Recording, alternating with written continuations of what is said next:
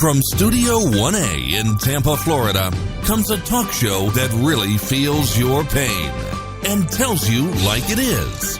We love America and all that freedom-loving Americans want to protect.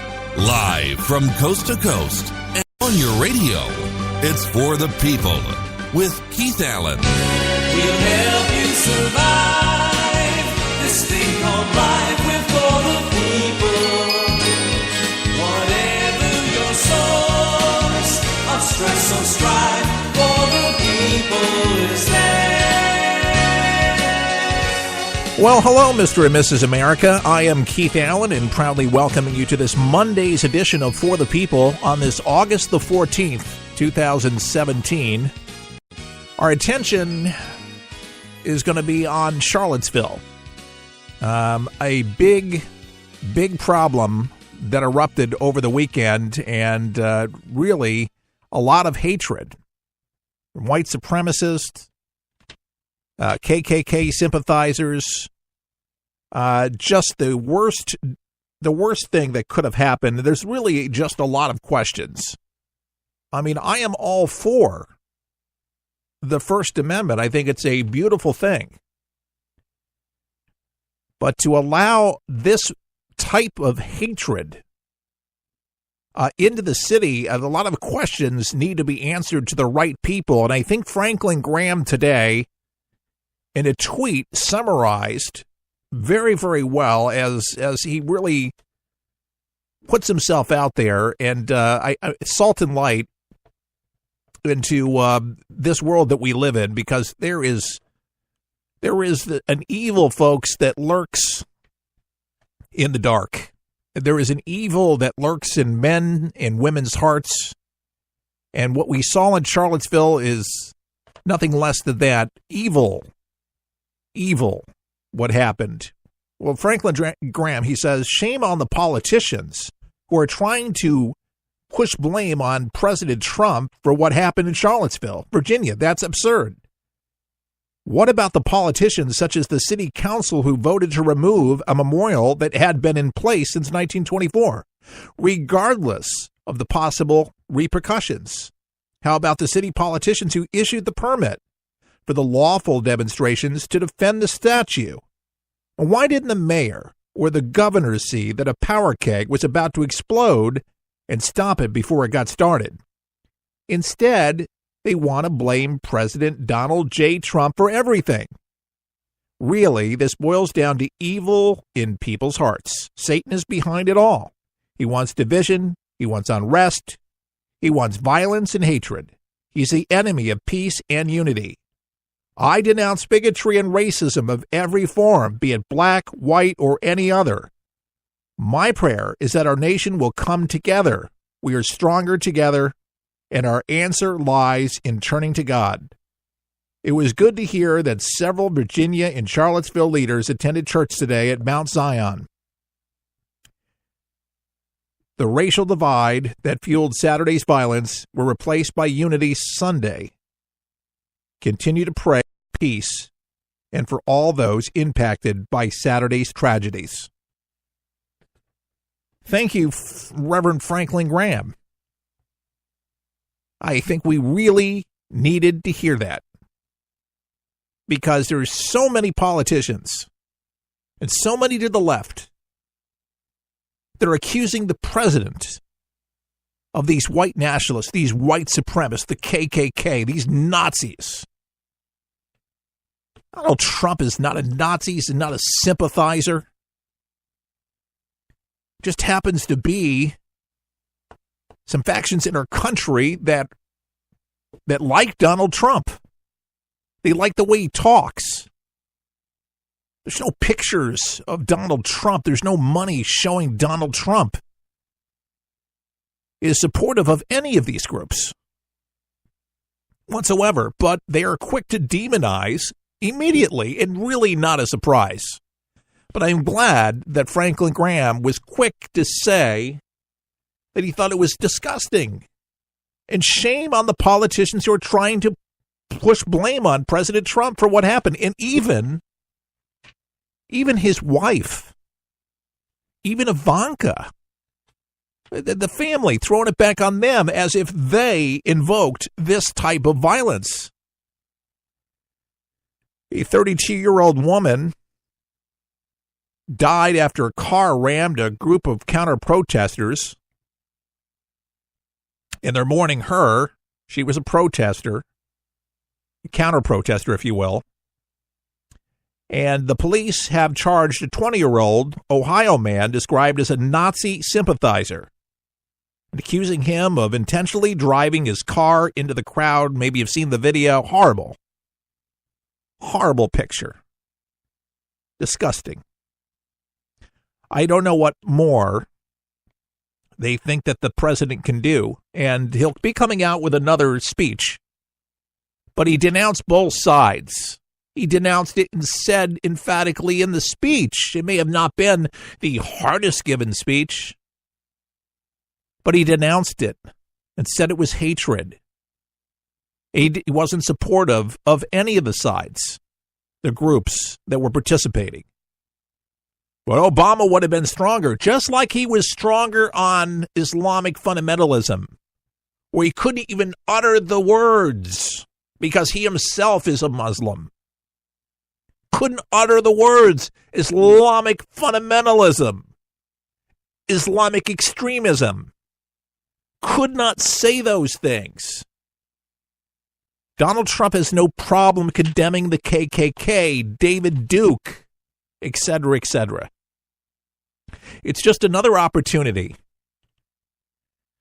for the left that does not like Donald Trump to put him in this quagmire of filth and tragedy that's happened on the streets of Charlottesville. It's very sad to see this.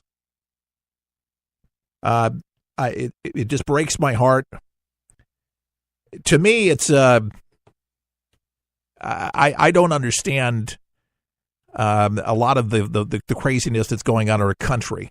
How people are revisionist. They have to go back and visit every monument in our country, and it makes such a big deal out of us that happened, but to revisit again, regurgitate these old feelings and these old wounds and bring them back again to haunt us. Thank you very much.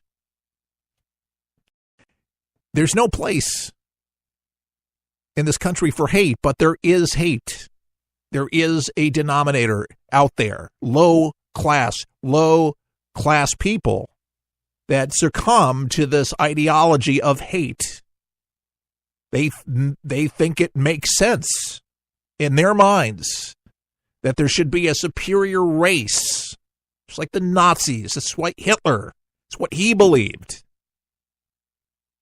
I denounce all hatred towards any group of people. I think this is just unbelievably sad.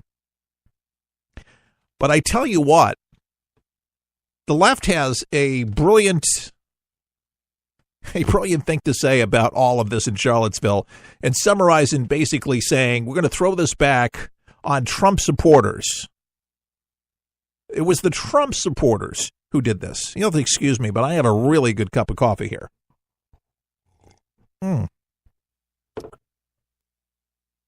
It's a house blend, and it is really good. It's Starbucks. I got a really good deal online. It's beautiful. By the way, I can't even believe this, but I have 2 books left over the weekend. We got 2 supporters who wanted the autographed books of Chuck, Will We Ever Learn? And there were hundreds of people that viewed the offer for the autograph. And I'm thinking, this is collector's items, 75. We only have 2 left. And I thought they had been gone within minutes. If you want the book, go to forthepeopleshow.com, donate $75. You get the book autographed. I'll send it right out to you. I only have 2 of them left. They're autographed, and they are the best of Chuck Carter. The book is phenomenal. You'll absolutely love it. And we're still waiting for a payment from a gentleman who he wrote a check, and he was afraid that it didn't make it. So he had to cancel the check. This will bring us, hopefully, to where we need the $7.99, and I'm believing so. But I should get it by Thursday. So we should have the money. So, but the 2 books that will help us, with other, operating cost and all that other stuff. But I have them right in my hand here. This could be yours. Great book, nice autograph, and Will We Ever Learn? Inside Fixing the USA by the Man Who Sees Tomorrow. Get it right now, or somebody else is going to get it. ForThePeopleShow.com. First come, first serve. And congratulations. You're the owner of the new book, and just put it on your nightstand and read it. But this is one of these books, by the way, that you'll reread. There's some books that I have in my library, and this is one of those that there's just so much in there. It's so chock full of brilliance, and you'll understand impeccably why it was that so many people followed Chuck Carter. By the way, I thought it was very interesting, but I got a tweet over the weekend, and Julian Assange was, I guess, made aware of how Hillary Clinton had put the IRS on him and that there was no trial or anything like that. There was death threats is what there was, but copied where people are still saying it was unfair what happened to Chuck. Well, of course it was. 18 years, the Clinton put an IRS audit on the founder of the broadcast and found that he didn't do anything wrong, but brought him to his knees, took the microphone away from him, literally. And bad things. Winston Churchill said, politics are war.